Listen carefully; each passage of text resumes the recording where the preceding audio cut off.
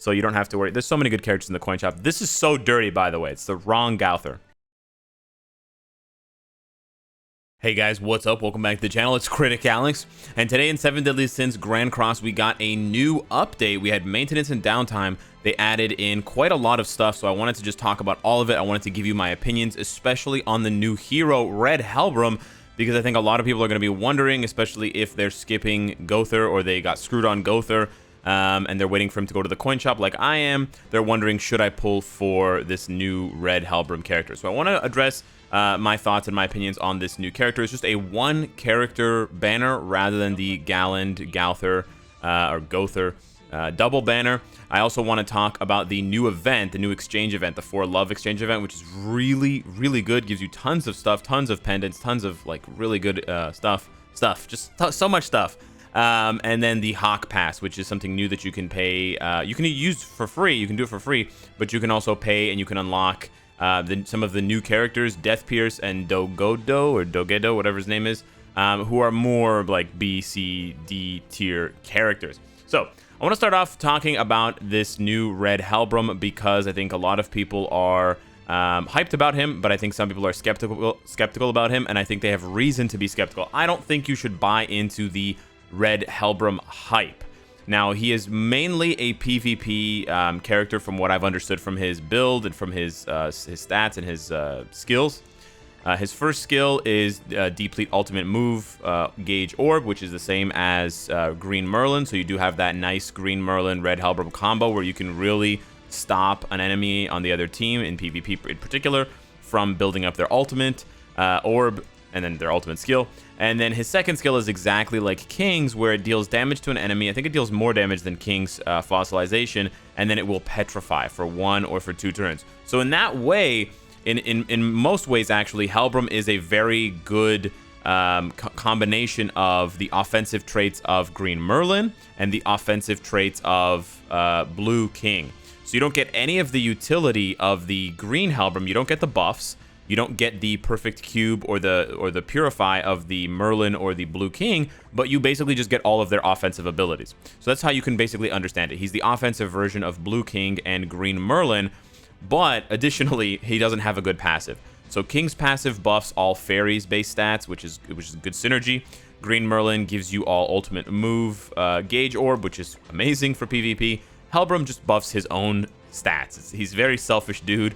So you see his passive over here, he just buffs his own stats by 5% for each surviving ally. So that means at the beginning of the fight, I assume he's got a 20% if he counts himself. Probably doesn't count himself because he's not, maybe he's an ally, I don't know. It's either 15 or 20% increased base stats. And then that will obviously decrease as characters die. Again, this is more important for PvP. If you're dying in PvE content, you're doing something wrong. So, with that being said, why are people hype about Hellbram? Well, they're hype about Hellbram because if you put him on a team with, let's say, Merlin and King, or you put him on a team with Red Merlin, I've been talking a lot about Green Merlin, but if you put him on a team with Red Merlin, you get, like, pure cancer, because you have Red Merlin who can freeze on her first skill, or you could even do Gustav, but he's worse. And then you've got both King and Hellbram who can petrify on their 2. You could also put Hellbram and King with Gowther, and that gets into like super duper cancer, because then you can use Gowther's invasion arrow to build up more level 2s, because these need to be level 2 skills in order to petrify.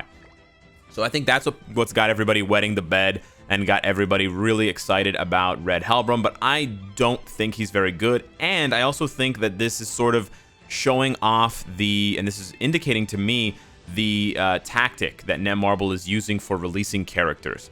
I think what they're trying to do with the global version, they're really trying to push PvP. Again, they probably did this in JP as well, but from what I'm seeing, the pattern, they're trying to release PvP characters that counter each other either at the same time or one right after the other. They didn't do this initially. Well, they did release Red Merlin and then Green Bond, but otherwise, they're not really doing this, or did they do both Merlins back to back? Anywho, they didn't really do this at the beginning, but now it's becoming more of a pattern because Galland and Gowther really counter each other, or you know, they have a counter in place, right? Galland counters Gowther in PvP, and now we see Hellbram coming, Red Hellbram, and you could say that Red Hellbram does counter some of the current meta.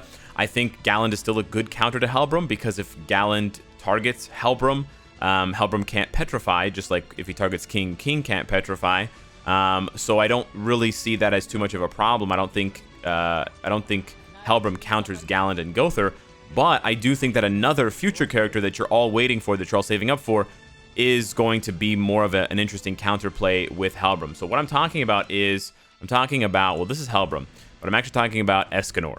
So green Escanor, he's obviously got the type disadvantage against Helbram, but basically it's all about the person who stands on the pinnacle, his passive. When he builds his ultimate move gauge to full, when he gets the full 5 orbs, he removes buffs and debuffs, so he immediately cleanses himself, and then he grants himself debuff immunity. So the only thing that truly hard counters Petrify and Freeze is obviously debuff immunity. And guess who pairs so well with green Escanor?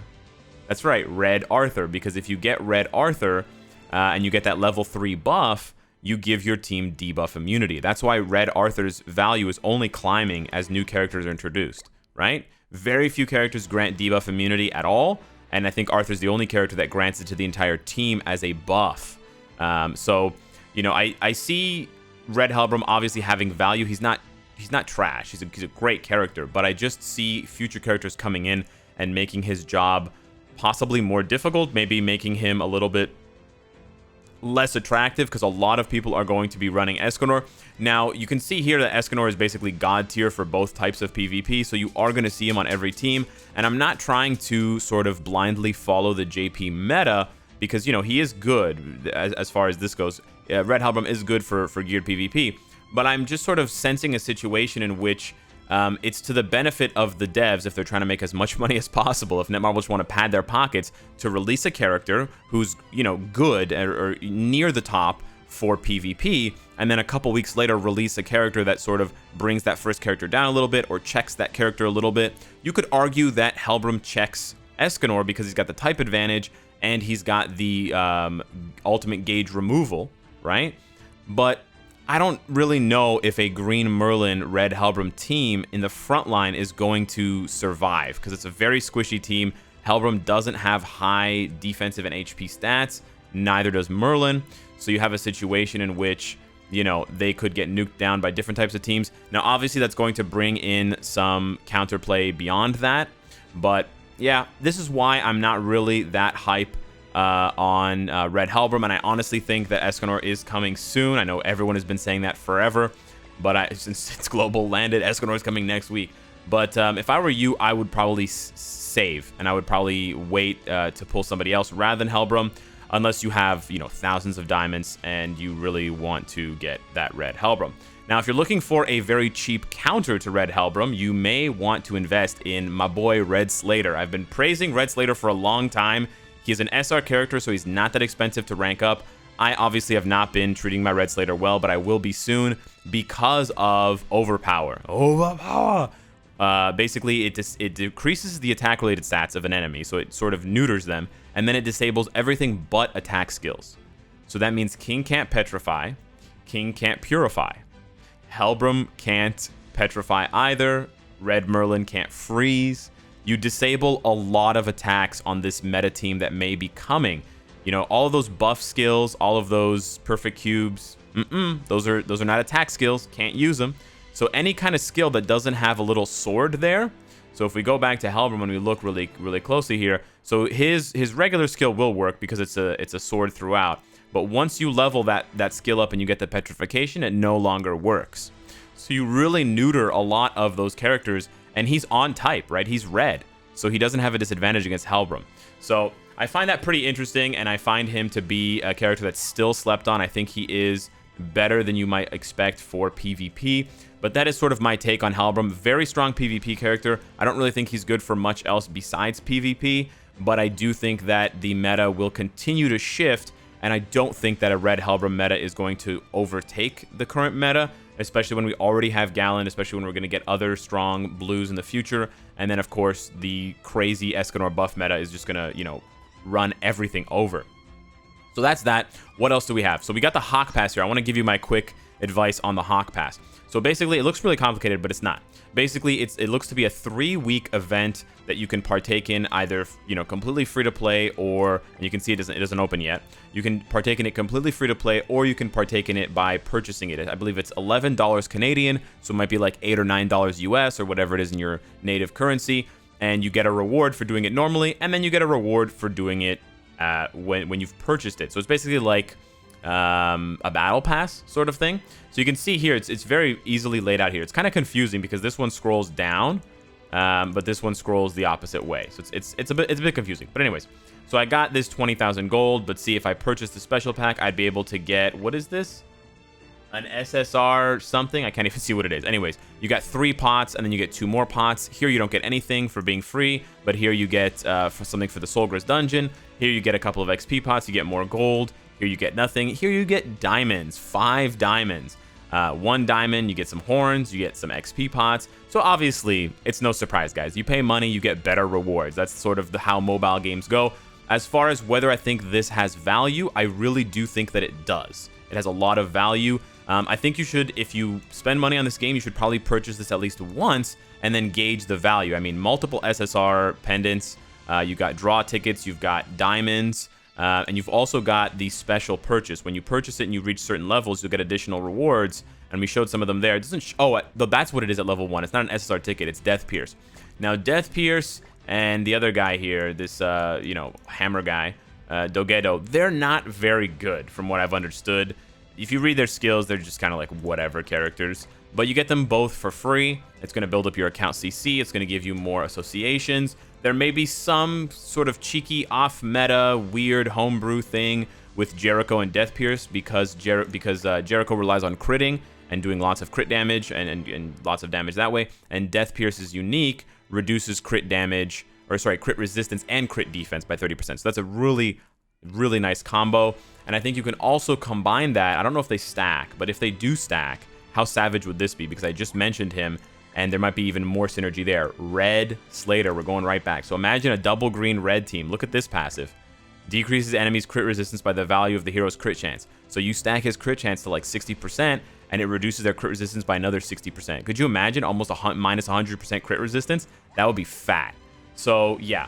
I don't think those characters are amazing, like Death Pierce and Dogedo are not meta, but I just think the rewards overall for the Hawk Pass, yes, you get them over 3 weeks rather than getting them right away, but it's very high value. I mean, in the first week alone, you get 5 diamonds.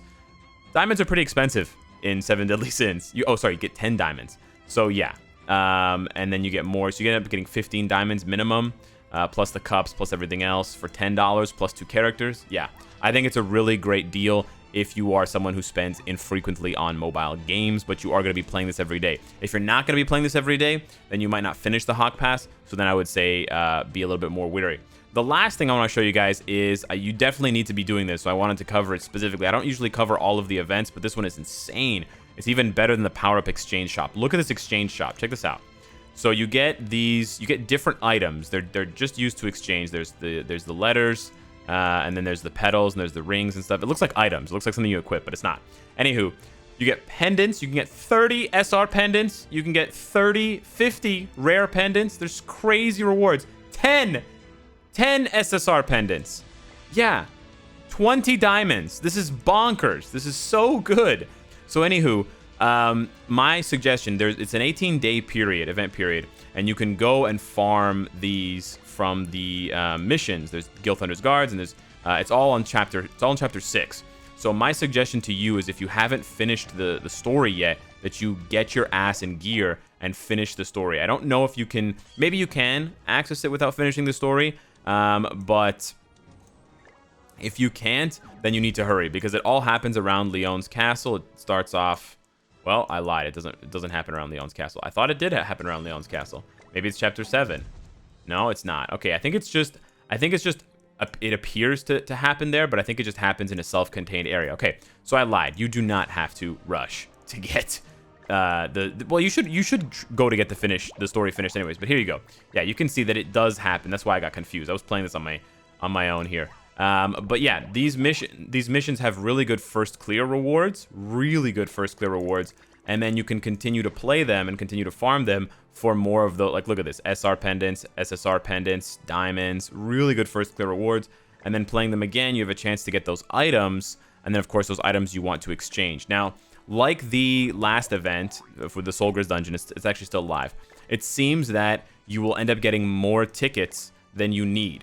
So I don't suggest that you hoard tickets. They're not going to be usable later on in the future. You should spend them. But what I'm saying is I've been able to already claim all of the event rewards for this past event, which is similar to the new event. And I still obviously have 2 days left, and I have however many tokens left. So you might end up with 100 of these left over that you just don't use. I think it's going to be the same thing for this one, where you're going to end up having more of these and more of the petals and stuff than you need.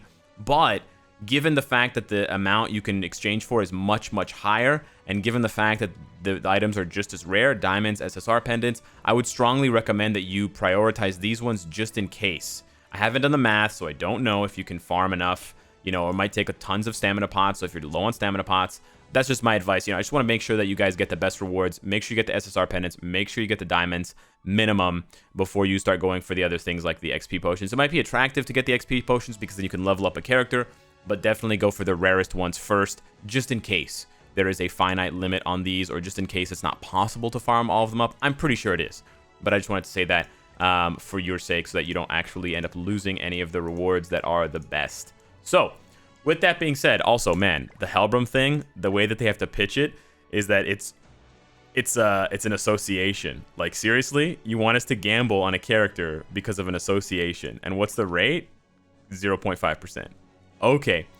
For those of you that haven't gotten Green King, do you think you should do this? No.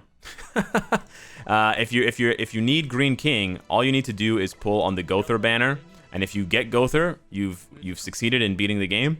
If you don't get Gother, you will get coins, and guess what? Green King is in the coin shop, so you don't have. Wait, that's Blue King.